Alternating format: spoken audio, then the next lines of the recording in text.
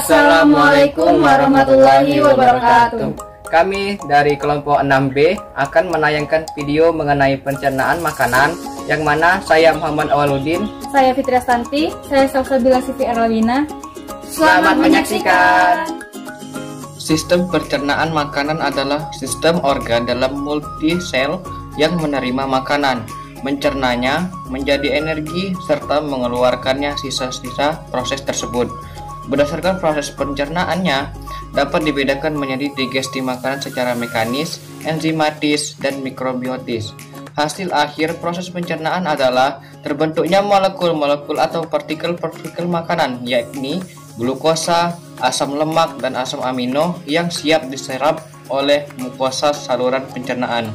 Selanjutnya, partikel-partikel makanan tersebut dibawa melalui sistem sirkulasi untuk diedarkan dan digunakan oleh sel-sel tubuh sebagai bahan untuk proses metabolisme sebagai sumber energi, zat pembangun dan molekul-molekul fungsional, hormon, enzim, dan keperluan tubuh lainnya. Adapun prosedur proyeknya, yang pertama mencari sumber materi proses pencernaan karbohidrat, protein, dan lemak pada manusia. Setelah mendapatkan sumber materi, lalu ringkas materi tersebut. Selanjutnya, lakukan pengeditan materi tersebut agar menjadi video yang menarik, kemudian mengupload video ke YouTube. Pencernaan makanan adalah proses pemecahan zat-zat makanan sehingga dapat diabsorpsi oleh saluran pencernaan. Adapun organ pencernaan antara lain ada mulut, faring, esofagus, lambung, usus halus, usus besar, rektum, dan juga anus, yang terlihat seperti di dalam video ini. Nah, setelah video ini saya akan menjelaskan mengenai pencernaan karbohidrat, pencernaan lemak, dan juga pencernaan protein.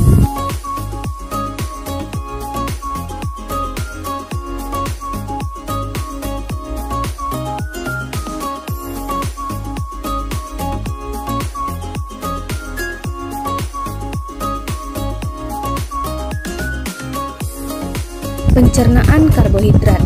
Pemecahan makanan polisakarida pada manusia dimulai di dalam mulut, tempat A-amilase air liur menghidrolisis beberapa dari ikatan alfa 1,4 glikosida. Sedikit pemecahan lebih jauh dari karbohidrat terjadi hingga makanan mencapai usus kecil. Di sini amilase pankreas mengkatalisis reaksi hidrolisis polisakarida berikatan alfa 1,4 terutama menjadi glukosa dan maltosa. Apabila terjadi percabangan seperti pada amilopeptin atau glikogen, maka dihasilkan pula isomaltosa, suatu disakarida yang berikatan alfa 1,6. Selain disakarida yang ditimbulkan oleh reaksi A-amilase, maka makanan disakarida lain meliputi laktosa dari susu dan sukrosa. Enzim-enzim yang terlibat dalam pencernaan karbohidrat adalah enzim alfa-amilase, maltase, beta-galaktosidase, dan juga laktase. Pencernaan lemak. Metabolisme lemak memulai dengan asam lemak bebas. Ini dihasilkan baik oleh hidrolisis intraselular dari trigliserida simpanan maupun oleh hidrolisis lemak gizi di dalam usus kecil.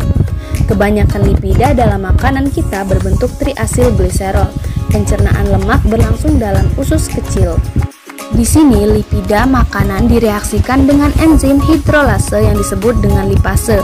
Karena lipase larut dalam air, sedangkan substratnya tidak, maka materi lipida diubah menjadi globul kecil-kecil oleh garam-garam empedu. Empedu dihasilkan dalam hati dan disimpan di dalam kandung empedu yang mengeluarkannya di dalam usus kecil. Lipase pankreas menghidrolisis 2 dari 3 sambungan ester. Lipida diangkut di dalam darah dalam beberapa bentuk, yaitu kilomikron, lipoprotein dengan densitas sangat rendah, lipoprotein berdensitas rendah, lipoprotein berdensitas tinggi, dan juga serum albumin. Pencernaan protein. Pencernaan protein dimulai dari dalam perut. Di sini enzim proteolitik pepsin mengkatalisis reaksi hidrolisis ikatan peptida pada protein untuk menghasilkan campuran polipeptida. Isi perut yang asam dinetralisasikan pada suasana alkali. Polipeptida dihidrolisis oleh tripsin, himotripsin, karboksipeptidase, dan elatase. Enzim-enzim ini memecah protein dan polipeptida makanan menjadi pecahan-pecahan kecil oligopeptida dan asam amino bebas. Baiklah, di sini saya akan membahas pembahasan singkat. Pada manusia, makanan dicerna oleh alat-alat pencernaan yang dimulai dari mulut dan berakhir di usus. Hasil-hasil pencernaan kemudian diserap, sedangkan sisa-sisa pencernaan dibuang melalui alat-alat pengeluaran khusus.